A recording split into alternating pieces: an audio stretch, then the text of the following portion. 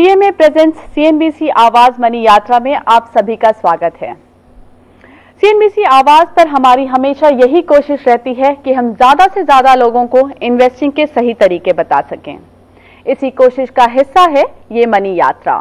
हमारी इस मनी यात्रा में आज हमें इन्वेस्टिंग के तरीके बताने के लिए हमारे साथ हैं प्रकाशगाबा.com के प्रकाश गाबा, अपनापैसा.com के हर्ष रूंगटा और बीएमए वेल्थ क्रिएटर्स की निशु अग्रवाल।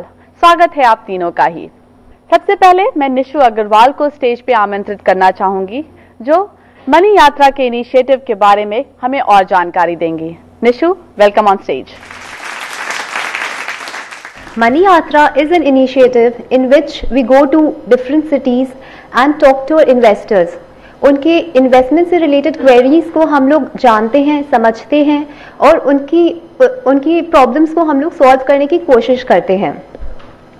अब इस तरह के मार्केट में जहाँ पर इतने सारे एवेन्यूज हैं इन्वेस्टमेंट के, for example equities, commodities, currencies, insurance, mutual funds, investment करें तो कहाँ करें जिससे हम लोग का रिटर्न ज़्यादा हो, रिस्क कम रहे। तो ये सब questions we will try to address through Money Yatra. Talking about the equity markets, currently when a person enters the equity market, the one question he has in mind is where should he invest? What are the value stocks?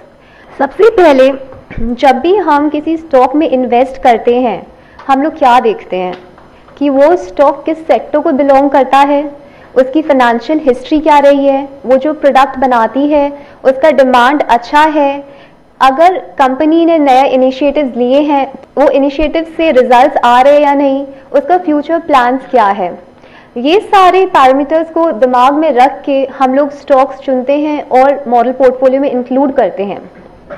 Hopefully आप इस तरह के portfolio में invest करना चाहेंगे जो market गिरने से ज़्यादा ना टूटे, मार्केट भरने से स्टेबल रिटर्न दे, आपको कंसिस्टेंट रिटर्न दे और हमारे इस प्रोडक्ट से आपको फ़ायदा हो आपके इन्वेस्टमेंट डिसीजंस में। Thank you. चलते हैं अपने नेक्स्ट गेस्ट की तरफ। अगर आप स्टॉक मार्केट में हैं और अगर आप स्टॉक मार्केट में इन्वेस्ट करते हैं तो आप प्रकाश गाबा के नाम से तो वाकिफ ही होंगे। उनके स्ट्रक्चर्स के भरोसे हमने काफी पैसे कमाए हैं। जब उन्होंने कहा कि स्ट्रक्चर नेगेटिव है तो हमने स्टॉक को छोड़ा, और जब उन्होंने कहा कि ये स्ट्रक्चर पॉजिटिव है तो दौड़कर पकड़ा भी। लेकिन वो अपनी एनालिसिस करते कैसे हैं, क्या देखते हैं उन स्टॉक्स में, ये बताने के लिए खुद हमारे साथ मौजूद है प्रकाश गाबा। मुझे पता नहीं था कि मेरा नाम प्रकाश गाबा स्ट्रक्चर के साथ जोड़ा जाएगा। ये बात सही है, स्ट्रक्चर का वर्ड मैंने इन्वेंट किया है। ये एक तरीका होता है चार्ट्स को देखने का, जिससे मुझे सिर्फ 1 सेकंड लगता है देखने में कि इसमें स्ट्रक्चर पॉजिटिव है या नेगेटिव है, खरीदें या बेचें। Not more than 1 second. Rule number 1, never follow tips, never follow anyone blindly unless you are sure that someone who is giving you a tip knows more than you do. Simple rule. If you cannot do this, do not put your hard money into the stock market. The only thing easier than making money in the market is losing money. Stock market is a different animal, very aggressive animal. किसके control में नहीं है मेरे भाई साहब, आप अपने control में भी नहीं है। स्टॉक मार्केट तो बहुत दूर की बात, आप अपना ट्रेड कंट्रोल नहीं कर पाते, इसलिए आपका नुकसान होता है। अगर आप अपना ट्रेड कंट्रोल कर पाते तो आपका नुकसान नहीं होता। हर ट्रेड एंट्री के 2 एग्जिट होते हैं। एक होता है जहां आपका प्रॉफिट टारगेट, अगर मैंने लिया है स्टॉक, उसका टारगेट होना जरूरी है आपके पास। अगर आपको टारगेट रीजनेबल लगता है, अगर वो टारगेट चला जाता है, अचीव होता है, उस समय बेचो, फिर उसको देखो ही मत।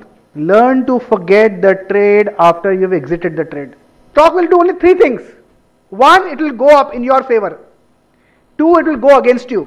तीसरा क्या करेगा? नहीं ऊपर जाएगा नहीं नीचे जाएगा। तब क्या करने का?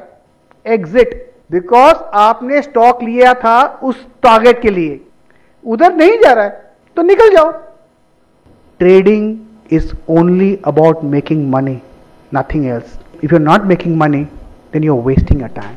The third thing that I am going to talk about is money management. मैं आपको एक एग्जाम्पल देता हूं अगर आपके पास 1 लाख रुपया है तो उस 1 लाख रुपए को आप 20 हिस्से में डिवाइड कीजिए, तो कितना बचा? 5000। नाउ यू मस्ट, आप लोग को डिसाइड करना है कि हर ट्रेड में मैं नुकसान करूंगा तो 5000 करूंगा, इससे ज्यादा मैं नुकसान नहीं करूंगा। लेकिन प्रॉफिट कितना करूंगा? प्रॉफिट जितना होगा देखा जाएगा, नुकसान 5000 से ज्यादा नहीं करूंगा। अगर मुझे 15000 प्रॉफिट नहीं मिलता है या नहीं दिखता टारगेट में, तो मैं ये ट्रेड नहीं करूंगा। अगर आपको स्टॉक लेना है, जो भी क्वांटिटी लेना है, उसका दाम समझो 300 रुपया है, उसको लगता है आपको 340 तक जाएगा, तो 40 रुपए का प्रॉफिट हुआ, तो उसका 1/3 कितना होता है? Around 14 rupees. तो 300 के नीचे 14 रुपीज कितना होता है? वो स्टॉप लॉस। अब 5000 डिवाइड बाय दैट क्वांटिटी कर लीजिए आप, क्यों आपका नुकसान तो 5000 का होना है ना, तो 14 rupees per stock divide by 5000 divide by 14 करेंगे तो कितना आएगा? अगर आप नुकसान 14 रुपया कर रहे हैं पर स्टॉक पर, तो 5000 नुकसान करने के लिए कितना स्टॉक लेंगे? अगर आपको एक्स फिगर मिल जाता है उतना ही स्टॉक लो, क्योंकि अगर आपका प्रॉफिट हो गया तो 40 रुपया इंटू दैट क्वांटिटी होगा, अगर नुकसान होगा तो 14 इंटू दैट क्वांटिटी होगा। Your loss will be limited to only 5000 rupees. तो आप वो ट्रेड दीजिए जब आप श्योर हैं।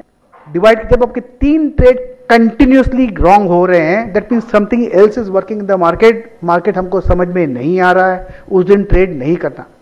तो बाकी कितने बचे आपके? 17 पार्ट्स। बाकी जो बचा कैपिटल, अभी उसको 20 से डिवाइड करो, सेम प्रिंसिपल फॉलो करो। 5000 का 5000 से और कम हो जाएगा, अराउंड 4250 हो जाएगा मेरे ख्याल से। अब वो प्रिंसिपल करेंगे तो क्या होगा? आपका रिस्क टेकिंग एपेटाइट जो है वो कम हो जाएगा। This way you will never be out of business. This is the discipline you must follow as far as money management is concerned. So basically I have given you 3 things. A, never follow anyone blindly unless you are sure he or she knows more than you do. Number 2, for every entry there are 2 exits. Third is money management. Divide your capital into 20 equal parts and contain your risk. Okay? Thank you very much. Thanks a lot, Mr. Gaba.